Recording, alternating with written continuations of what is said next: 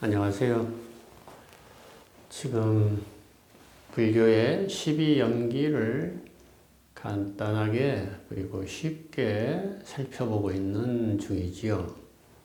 지난 시간에도 육입, 연촉, 촉연, 수연, 예연, 취까지 말씀을 드렸던 것 같습니다. 오늘은 취연유에 대해서 한번 살펴보겠습니다. 취란 게 뭐였죠? 소유, 집착이라고 그랬죠. 집착. 좋은 것에 대해서 집착. 반대는 싫은 것에 대해서는 배척이겠죠.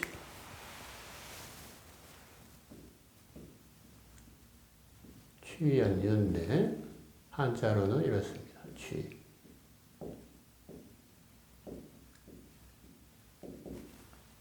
취는 집착 또는 소유.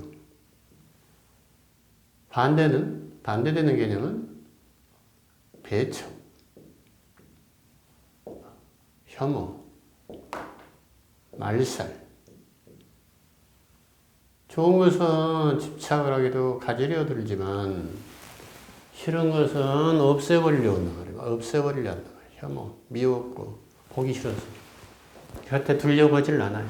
좋은 것은 곁에 두려고 호주머니에 넣어가지고 다닐 수만 있으면 가지고 다니고 이렇죠. 핸드폰 그렇지 않습니까? 핸드폰에 한번 집착을 하면 어떻게 됩니까? 핸드폰만큼 내 몸을 떠난 적이 없죠. 잠잘 때도 핸드폰을 머리맡에 두고 자는 분들이 계실 겁니다. 24시간 핸드폰 없이는 불안해서 못 살아요. 핸드폰이 가장 지금 사랑스러운 존재가 됩니다. 유라는 것은 존재입니다. 존재. 유라는 것은 존재. 나와 한 몸이 되어버렸어요. 핸드폰. 집착하고 소유하는 정도가 아니라 존재하게 돼. 뭔가를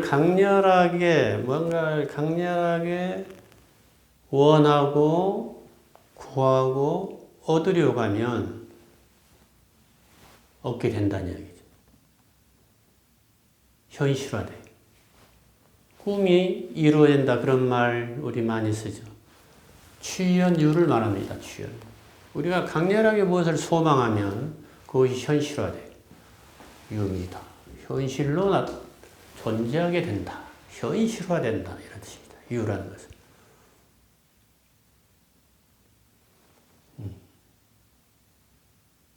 내가 뭔가를 목표를 삼아서 그것을 달성을 하면 현실화되죠.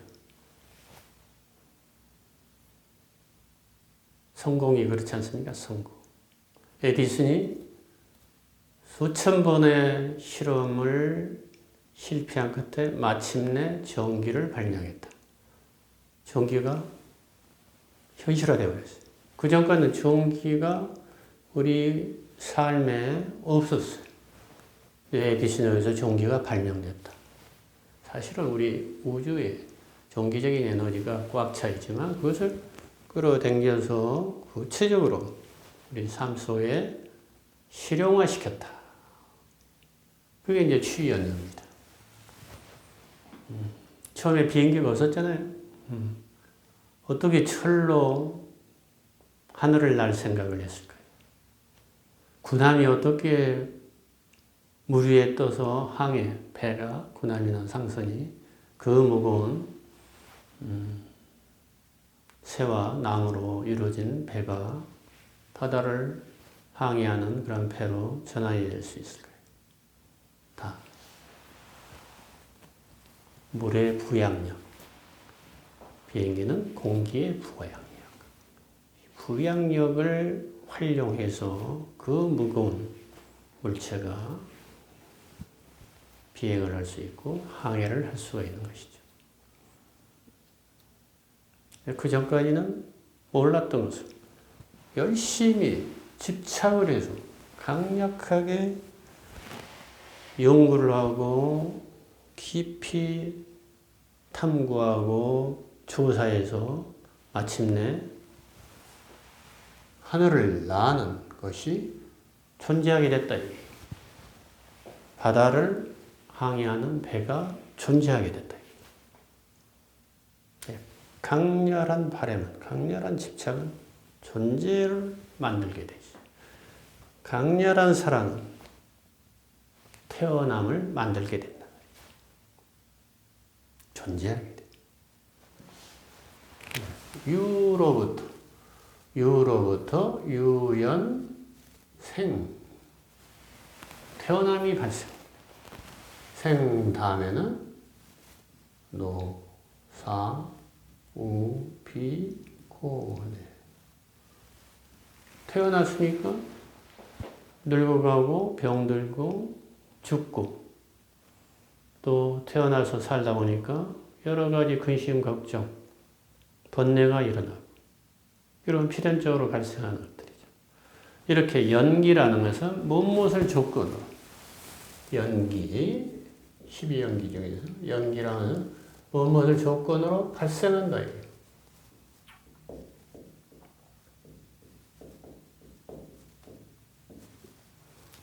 무엇을 조건으로 일어난다, 발생한다, 생겨난다.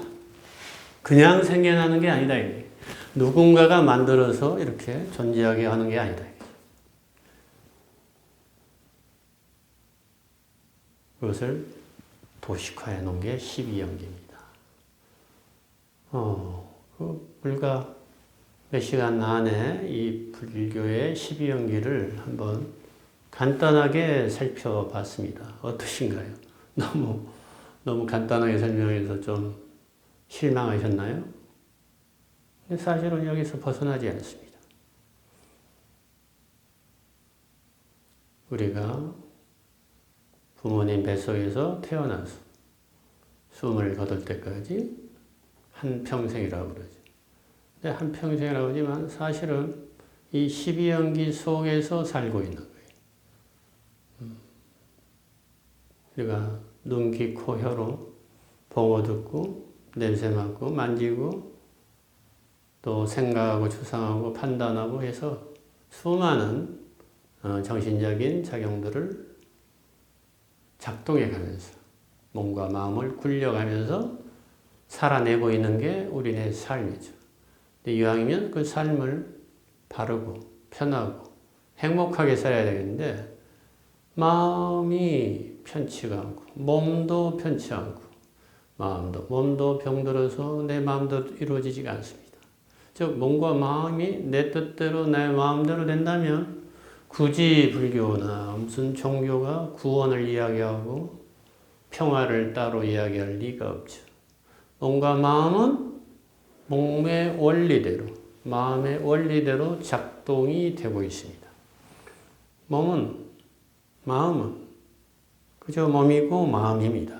이것을 함께 뭉뚱그려서 몸과 마음으로 이루어진 나 또는 인간 이렇게 우리가 규정을 하고 있죠. 규정을 했다는 것은 머릿속에서 그렇게 개념으로 정립을 했다.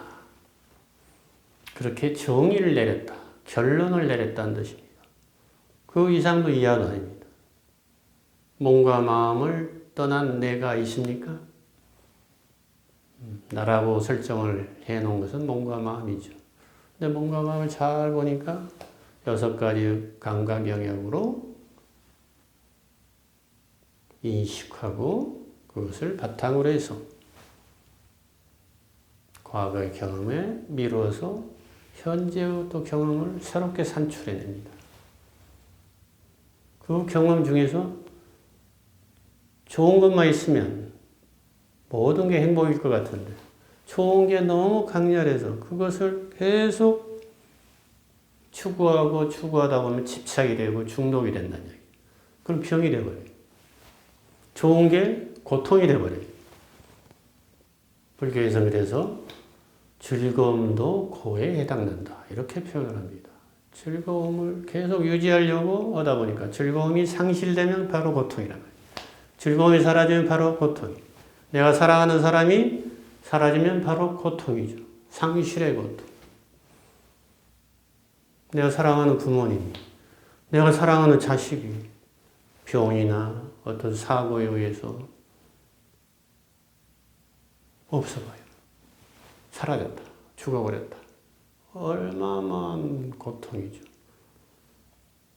그만큼 사랑하고 애착의 대상이 상실되면, 사라져버리면 어마어마한 고통이 일어난다는 이야기입니다. 연기입니다. 연기. 모든 것은 그러한 어떤 조건에 의해서 발생한다, 생겨난다 이거지. 고통도 그렇다는 이야기거든요. 부처님이 태자 시절에 고통이 왜 생겨나는지 알 수가 없었어요. 아무리 생각해도 태자의 머리로는 궁극적인 답이 안 나왔습니다.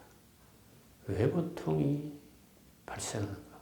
왜 사람은 늙어가야 되고, 왜 사람은 병들어야 되고, 왜 사람은 죽어가야 되고, 살아뿐만 아니죠. 모든 사물들이 생겨난 것은 계속 영원히 아주 잘, 항상 청춘으로 건강하게 행복하게 살려는데 왜 사람들은 그렇게 힘들고 번뇌가 살면서 고통이 발생하고 힘들고 괴롭게 불행하게 살아가야만 하는가? 완전히 행복하고 좋은 삶을 이룰 수 없을까? 그러려면 고통의 본질을 규명을 해야 된다는 얘기죠. 고통이 무엇인가? 고통이란 게 무엇인가?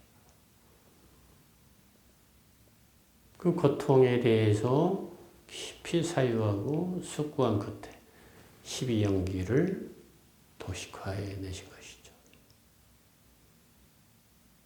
자, 오늘은 12연기를 마무리를 짓는 시간으로 하겠습니다. 우리가 태어나서 늙어서 죽어간단 말이에요. 생로, 병사, 우비고.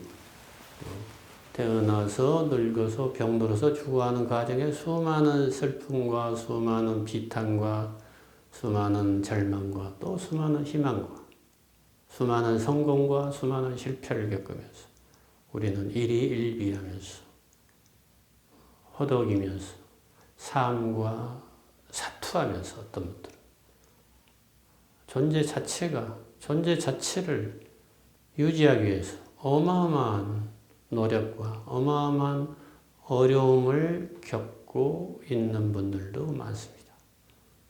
모든 것들이 다 완비되고 구족돼서 유족하고 부유하고 행복하게 사는 사람도 일부 있겠지만 극소수에 불과하고 대체로는 아무리 물질적으로 부유하고 풍요롭다 해도 정신적으로 고통과 절망과 비탄을 맛보지 않는 사람은 이 세상에 아무도 없습니다. 우리의 경험들, 삶의 경험들은 다 동질적인 것입니다. 이 몸과 마음이 있는 한, 몸으로부터 일어나는 고통, 마음으로부터 발생하는 고통을 벗어날 자는 아무도 없습니다. 몸과 마음에서 일어나는 어떤 불편한 상태, 행복하지 못한 상태를 어떻게 슬기롭고 지혜롭게 잘 극복하고 해결하느냐. 이게 관건이죠. 그것을 잘 하는 사람은 성공적인 삶을 살았다고 볼 수가 있죠. 행복한 삶을 살았다고 볼 수가 있죠. 그러지 못한 사람은 불행하고 고통에 쌓여서 비참하게 또 죽는 경우도 많죠. 이왕이면 우리는 행복하고 평화로운 삶을 살아야 되겠죠. 그러기 위해서 몸과 마음의 원리를 잘 관찰하고 또 분석하고 조사해서 몸과 마음의 여러 가지 원리들을 잘 이해해서 몸과 마음에서 발생하는 불편함과 고통을 해결할 수 있었으면 좋겠습니다. 그것을 이야기하고 있는 것입니다. 이 시간에. 즉, 몸과 마음을 나로 여기고 몸과 마음을 내 것으로 여기는 이 집착, 뿌리 깊은 집착. 이것을 부처님은 12연계의 최초의 원인, 무명으로 설정을 하셨습니다. 이 무명이 타파되어야만 몸과 마음에서 빚어지는 모든 고통이 사라진다. 그렇게 말씀하신 것이죠. 그러니까 몸과 마음을 잘 보면 몸과 마음을 나라고 여기고 내 것이라고 여길 근거가 없다는 것이죠. 몸은 몸이고 마음은 마음인데 몸과 마음을 내 것, 그리고 나라고 이렇게 굳게 믿고 있기 때문에 내 것이 조금이라도 손상이 되거나 변질이 되면 어마어마한 고통을 느끼게 된다는 것이죠. 내 몸과 마음을 내 것이라고 여기지 않으면 어떨까요? 강 건너 불이 내 집안의 불이 아니면 그냥 관찰하고 감상하고 구경할 수 있지 않겠습니까? 나라고 하는 몸과 마음도 그렇게 강 건너 불처럼 관찰하고 감상할 수 있다면 크게 화상을 입지는 않을 것입니다. 그래서 명상이라는 것은 이 몸과 마음을 잘 관찰하는 것으로부터 시작하는 것이죠. 그래서 호흡을 관찰하고 몸의 감각들을 관찰하고 실시간으로 일어나는 여러 가지 생각들을 알아차리고 관찰하고 그 생각들이 어디서 비롯되었나, 이 기억은 어디서 언제적 경험을 지금 내가 회상해가지고 기억하면서 괴로워하고 되씹고 반추하고 있는 그것을 미래까지 연결시켜서 걱정하고 불안해하고 있는가, 이런 것을 정밀하게 조사하고 탐사하고 몸과 마음을 잘 성찰할 수 있다면 우리는 훌륭한 무기를 장착한 셈입니다.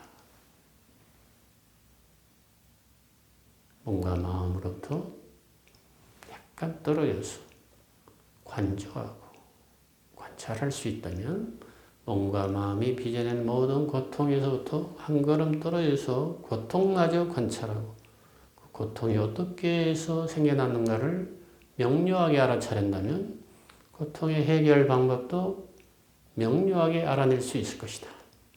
이게 무명이 명지로 전환되는 과정입니다. 그것을 불가에서는 깨달음이라고 하죠.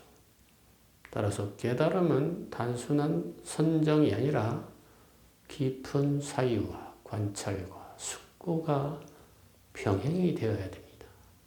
12연기는 사유가 없이는 12연기를 도식화할 수가 없었죠. 부처님이 높은 선정까지 얻고서도 깨달음에 이르지 못한 것은 선정은 정신통일, 삼매에 불과하기 때문입니다. 삼매를 통해서도, 무념무상을 통해서도 웬만한 마음의 평정심은 얻어내지만 다시 삼매에서, 선정에서 벗어나면 현실이 주는 여러 가지 스트레스, 사람과 사람 사이의 수많은 갈등과 스트레스, 또는 사회적인 스트레스에 봉착하고 맙니다. 그것들은 그냥 선정만으로는 고통이 해결되지 않습니다. 그 삶의 사락자락에서 어떻게 고통이 발생하는가를 잘 성찰하고 사유에서 깨달음에 이르러 통찰을 해내야만 그 고통에서 벗어날 수가 있는 것이죠. 그래서 제가 말씀드리는 명상은 좀 더 폭넓고 깊은 명상입니다. 시중에서 말하는 일반적인 명상보다 오히려 숙고 명상이라고 표현을 제가 하는 이유입니다. 그게 예전에 역경가가 명상을 의역할 때 사유수라고 의역한 본뜻이기도 합니다. 사유로 의해서 닦는다. 숙고명상. 이렇게 해서 12연기를 간단하게 살펴보고 또 명상이 단순히 눈을 감고 정신을 통일하는 그래서 무념무상 생각을 없애버리고 대상과 합일되는 삼매, 선정이 드는 것만이 목표가 아니라는 것까지 간단하게 한번 살펴보았습니다. 감사합니다.